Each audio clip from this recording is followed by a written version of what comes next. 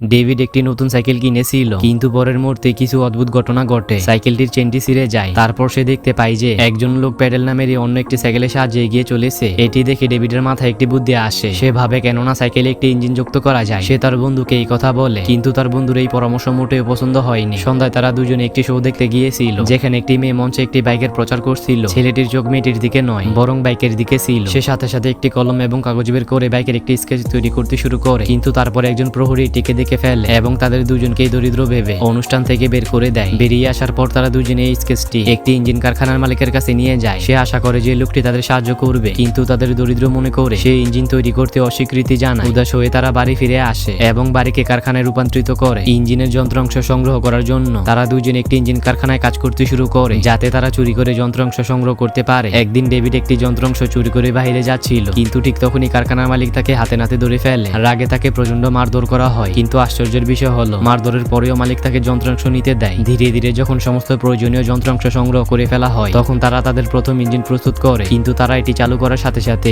ইঞ্জিনটি বিকট শব্দে বিস্ফোরিত হয়। আসলে ইঞ্জিনটি পুরনো এবং মরিচা পড়া যন্ত্রাংশ দিয়ে তৈরি ছিল। এখন তারা বুঝতে পেরেছিল যে একটি সফল ইঞ্জিন তৈরি করার জন্য নতুন যন্ত্রাংশ প্রয়োজন। তারা দুইজনেই তাদের বাড়ি ফিরে সমস্ত জমা পুঁজি সংগ্রহ করে নতুন যন্ত্রাংশ কিনে আবার একটি নতুন ইঞ্জিন তৈরি করে। আর এবার তারা প্রথম মোটরসাইকেল তৈরি করে ফেলেছিল। পরীক্ষার জন্য তারা শহরের রাস্তায় এই মোটরসাইকেলটিকে চালিয়েছে। বাইকটির নকশা এবং শব্দ মানুষের দৃষ্টি আকর্ষণ করেছিল। এখন তারা চায় যে এই বাইকটিকে রেসলিং এ আনতে, যাতে এর আসল শক্তি বিশ্বের কাছে প্রকাশ করা যায়। তারা একটি বড় রেসলিং ইভেন্টে অংশগ্রহণ করে। রেসের শুরুতে কিছু বাইক পিছলে যায়, কিছুর ইঞ্জিন বিস্ফোরিত হয়, কিছু বাইকার গুরুতর আহত হয়, কিন্তু লোকটি বাইক চালিয়ে যেতে থাকে এবং প্রথম স্থান অধিকার করে। এই জয় তাদের কঠোর পরিশ্রমকে স্বীকৃতি দেয় এবং একটি নতুন মোটরসাইকেলের যুগের সূচনা হয়।